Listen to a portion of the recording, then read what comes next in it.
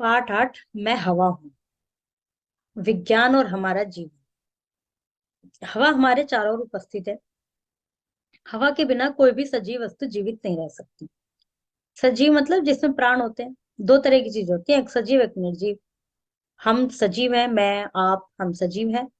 But हमारा ये laptop, हमारा पेन, हमारा फोन और भी कुछ चीजें वो सब निर्जीव है। तो जो सजीव वस्तु है वो हवा के बिना जीवित नहीं रह सकती। हवा हमारे जीवन का एक अभिन्न अंग है। अभिन्न अंग मतलब जो कि हमसे कभी अलग हो नहीं सकता।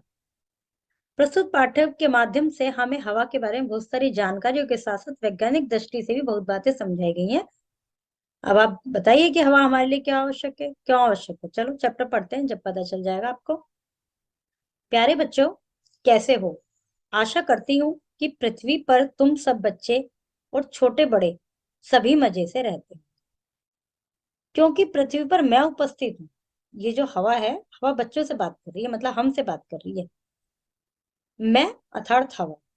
अब तुम यह सोचकर हैरान हो रहे होंगे कि भला इतनी सारी चीजों के होते हुए पृथ्वी पर मेरा क्या काम। अब तुम्हें लग रहा होगा भाई, सूरज से हमें रोशनी मिल जाती है, मम्मी खाना बना के दे देती हैं, पेड़ों से हमें खाना मिल जाता है, वो फल फ्रूट मिल जाते हैं, क्या कहते हैं वो मिल जाते हैं, सब्जी मिल जाती है, फल सब्जियां, फ्रूट्स तो मिलते ही हैं, फल और सब्जियां। और दूध मिल जाता है हमें गाय भैंस से। बहुत सारी चीजें हैं, मतलब जो हमें सबसे मिल जाते हैं। तो हवा का क्या काम। हमारा तो पेट भर रहा है आराम से इन सब चीजों के। चलो थोड़ी देर के लिए अपनी नाक बंद करो और देखो कि क्या होता है। कुछ हुआ? ट्राई कीजिए, करना चाहें तो ऐसे बंद कीजिए और फिर फील कीजिए कि एकदम घुटन सी होने लगती है। कुछ घुटन सी महसूस हुई? अब तुम्हें पता चल गया होगा कि तुम सभी लोग सांस लेने से ही जीवित हो। मतलब यदि हमारा मुंह बंद कर दिया जाए, नाक बंद कर दिया जाए बिल्कुल ऐसा अच्छे से, हमें सांस आने का ही नहीं है तो अब मर जाएंगे। सांस रुकते ही तुम सबका दम घुटने लगता है। अब सोचो कि सांस लेने में किसकी आवश्यकता होती है। मेरी। अब तो तुम समझ गए होंगे ना कि मैं कितनी जरूरी हूँ।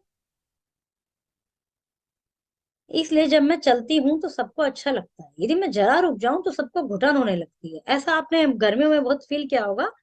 कभी कभी बिल्कुल हवा नहीं चलती तो बड़ी घुटन सी फील होती है, बहुत ज्यादा एकदम बेचैनी सी, क्या कहते हैं, रेस्टलेस। रेस्टलेस फील होता है हमको बिल्कुल। जब मानव ने मेरे तीव्र वेग और शक्ति को महसूस किया तो उसके मन में कहीं ना कहीं यह विचार आया कि हम इसका कुछ लाभ उठा लें, तो फिर बड़े बड़े काम आसानी से हो सकते। अब शुरू में जब साइंस एंड टेक्नोलॉजी का इतना डेवलपमेंट नहीं हुआ था तो हवा चलती थी बस। फिर धीरे धीरे लोगों को लगा कि इतनी हवा चलती है जिसके लिए हमें कुछ देना भी नहीं पड़ रहा, हमें क्या खर्चा करना पड़ रहा है हवा के लिए, कुछ भी नहीं। बस प्रकृति का बैलेंस है ये जो कि हमें सही रखना चाहिए। तो उसके दिमाग में आया कि कुछ हम कर सकते हैं और इसका फायदा उठा सकते हैं। तो फिर बड़े बड़े काम भी आसानी से हो जाएंगे। इसलिए तुमने देखा होगा पहाड़ों पर मेरे प्रयोग से पवन चक्कियां कितनी गति से चलती हैं और उनसे बढ़िया आटा पिसता है। पवन चक्की मतलब चक्की जिससे आटा पिसता है। गेहूं होता है ना, गेहूं गेहूं तो हम खा नहीं सकते। हमें क्या प्राप्त होता है, खेत से गेहूं प्राप्त होते हैं। और गेहूं को पीस के आटा बनता है, चने का, गेहूं का, बहुत सारे प्रकार के आटे होते हैं। वो पिसता है जब उसकी रोटियां बनती है। आटा पिसता है चक्की में। और चक्की बिजली से चलती है, वैसे आपके एरिया में, आपके गली में, मोहल्ले में बिजली से चक्की चलती होंगी, नो डाउट। बट पवन चक्की हैं जो कि हवा से चलती हैं, बिना किसी इंजन या बिजली की मोटर के, बस मेरी शक्ति के प्रयोग से ही बड़े बड़े काम स्वयं होने लगते हैं। वे जो चक्कियां होती हैं उनमें बिजली की, इलेक्ट्रिसिटी की जरूरत नहीं होती पवन चक्कियों में। वैसे बहुत से लोग ऐसे भी हैं जो भले ही दिन रात मुझ में सांस लेते हैं, लेकिन वे कभी महसूस नहीं करते कि मेरी शक्तियां कितनी विशाल हैं। इसी से तो इस विश्व में बड़े बड़े काम होते हैं। तुमने पक्षी को तो उड़ते हुए देखा होगा, लेकिन क्या तुम्हें पता है कि पक्षी भी मेरे कारण ही आसमान में उड़ पाते हैं। मेरी शक्तियों को समझने के बाद ही उड़ने वाले गुब्बारे हवाई जहाज बने। अब जो आपने देखा होगा गैस का गुब्बारा, उसमें वो हवा भरते हैं ना, फिर उसको छोड़ कर आपको धागा बांध के गुब्बारे वाला आपको देता है, तो आप उसको पकड़े रखेंगे। यदि आप उसको छोड़ देंगे तो वो अपने आप ऊपर उड़ जाएगा। तो उसके अंदर की जो हवा है वही तो उसको ऊपर उड़ा के ले जा रही है। और हवाई जहाज वगैरह ये सब हवा का ही सब में यूज है। ऐसा नहीं कि केवल हवा से ही उड़ रहे हैं ये सब, बट हवा का यूज है। इतना ही नहीं, जीवन के दैनिक कार्यों में इसमें एक एग्जांपल आप पतंग का भी ले सकते हैं। आप पतंग उड़ाते हैं तो वो भी हवा से ही तो ऊपर जाती है। कभी कभी ऐसा होता है कि हवा बहुत तेज चल रही होती है तो पतंग बहुत जल्दी जल्दी ऊपर पहुंच जाएगी, और कभी हवा बिल्कुल नहीं चल रही होती, घुटन हो रही होती है, तो पतंग को ऊपर पहुंचाने में, जैसे कहते हैं ना पार कर दी, उसमें थोड़ा समय लगता है। इतना ही नहीं, जीवन के दैनिक कार्यों में तुम्हारी बहुत मदद करती हूँ। अच्छा, आपने कभी अपने पापा का अपनी साइकिल या पापा की मोटरसाइकिल के पहिए को हाथ लगाकर देखा है? यह कितना सख्त है और सड़कों पर क्या फर्राटे से दौड़ता है। मगर भाई, ये मत भूलो कि इसके अंदर भी तो मैं ही हूँ। यदि तुम्हारा कोई शरारती मित्र मुझे पहिए से बाहर निकाल दे तो पहिया फुस हो जाएगा, फिर उसे चलाकर देखना वह कितना सख्त चलेगा। बिल्कुल ठीक बात है। जो इतना बड़े बड़े ट्रक होते हैं, फोर व्हीलर्स होते हैं, कैसे आराम से चलते हैं, क्योंकि उनके पहियों में हवा का प्रेशर होता है। और यदि कई बार कहते हैं ना, आपने सुना होगा कि इसका टायर पंचर हो गया, तो टायर पंचर का मतलब ये है कि उसमें कुछ चुभ गया, उसकी हवा निकल गई, अब वो तो नहीं चलने का, वो सख्ती से चलेगा, मतलब टाइट चलेगा। यहाँ तक कि गेंद हो, फुटबॉल, वॉलीबॉल, सब मेरे बिना बेकार है। मेरे कारण ही ये सब फुली फुली रहती हैं, उनका गोल मटोल रूप ऐसा होता है कि तुम सब बच्चों को ललचाता है। इतना ही नहीं, मेरे बिना संगीत की दुनिया भी खाली खाली और उदास है। संगीत के सुरों से मेरे अंदर लहरें पैदा होती हैं, और फिर देखते ही देखते वे संगीत के रूप में ढल जाती हैं। इसमें आप एग्जाम्पल दे सकते हैं बांसुरी का। पता नहीं किसने बांसुरी देखी है नहीं देखी है। एक ऐसे लकड़ी की बनी होती है, उसमें छेद छेद होते हैं, जब हम उसे फूंक मारते हैं तो उनसे हवा निकलती है, जिसके कारण वो आवाज आती है। मगर मेरे भाई, इससे भी आवश्यक एक बात तो छूट ही गई। तुम अपने मित्रों, मम्मी पापा भैया दीदी से जब बात करते हो और आपस में एक दूसरे की बात सुन लेते हो तो यह भी इसलिए होता है क्योंकि तुम्हारे और उनके बीच में मैं मौजूद होती हूँ। इसमें कोई शक नहीं है कि मैं तुम्हारी दिन रात की साथी हूँ। तुम्हारे साथ साथ पेड़ पौधे और वनस्पतियां भी मेरी मित्र हैं, जो हमेशा मुझे शुद्ध रखने में अपना सहयोग देती हैं। लेकिन अफसोस कि तुम मानव मुझे तरह तरह की गतिविधियों से प्रदूषित कर रहे हो। कहीं कहीं पर तो मैं सांस लेने के लायक भी नहीं रही हूँ। यदि यही स्थिति रही तो कुछ समय बाद यह पृथ्वी लोगों के जीने लायक नहीं रहेगी। आजकल आप सुन रहे होंगे कि पोल्यूशन बहुत हो रहा है, प्रदूषण बहुत हो रहा है, वो एयर प्रदूषण।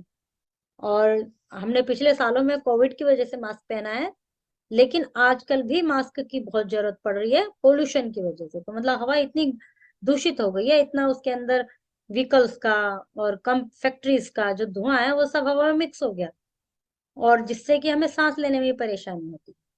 गंदी हवा हमारे अंदर जाएगी तो हमें जैसे कई बार धसक लग जाती है, खांसी सी उठ जाती है, दम घुटने लगता है। तो ये सब काहे से होते हैं? प्रदूषित हवा से। खुशी की बात यह है कि अब सारी दुनिया में पर्यावरण की चेतना आती जा रही है। यदि आज के नन्हे बच्चे यानी आप भी सचेत और जागरूक होंगे, तभी कल की दुनिया सचमुच सुंदर होगी। पर्यावरण की चेतना से मतलब यह है कि लोग इस विषय में सोचने लगे हैं कि भाई वातावरण को पॉल्यूटेड नहीं करना चाहिए, और उसके विषय में प्रयास कर रहे हैं। जैसे हम सड़क पे जा रहे हैं, कहीं जाम लग गया है, तो स्कूटर को लगातार ड्र स्टार्ट करके नहीं रखना चाहिए, उससे धुआं निकलता रहता है। उसको हम वो भी कर सकते हैं। और आजकल तो व्हीकल्स में ये सुविधा उपलब्ध है कि यदि वो रुकता है तो वो अपने आप ही बंद हो जाता है, सेल्फ स्टार्ट और सेल्फ बंद होने वाला। बहुत सारे विकल्प में ये सब हो गया। तो ये सब पर्यावरण के लिए चेतना ही है जो इन सब का ये सब किया जा रहा है।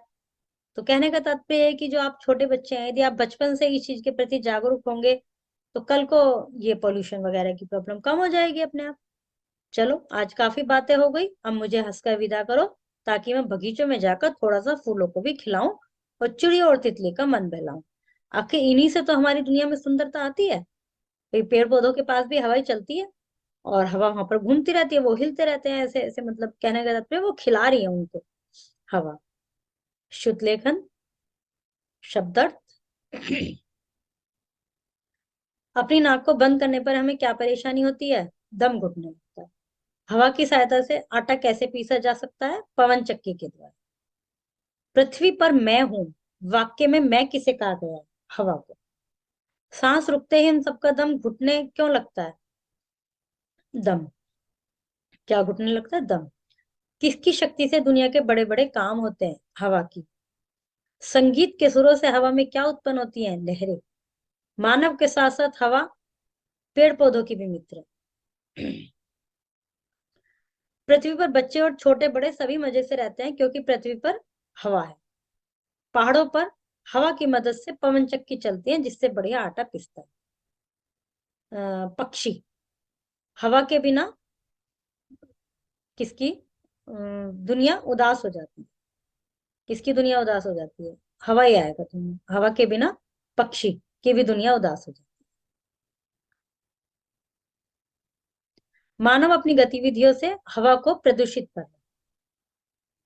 सी आंसर की फॉर दिस क्वेश्चन आंसर। अब है विलोम शब्द।